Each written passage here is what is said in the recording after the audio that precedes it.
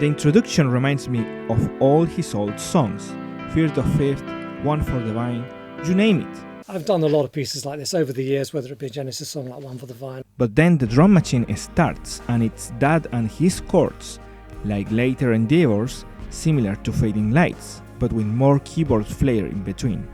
Let's not forget about the chord changes. When it reaches what could be a chorus, the song changes dramatically. After an interesting reprise, we have our first instrumental solo. Although slow, it sets up a great image, and it also gets interrupted a bit by a small singing section, much like it happened in Genesis all the time, and that sets up the solo, somehow, and it's very similar to Fear the Fifth or Still It Takes Me by Surprise, so it's very of him, but I imagine that with Genesis this would have been a hit with fans.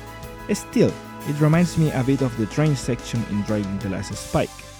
The solo seems to end the song, as we are accustomed at this point. When the keyboard gets there, like in One for the Vine, it's over, but we are at the halfway point and the song is still going into very romantic places. Going back in the solo for another round, right?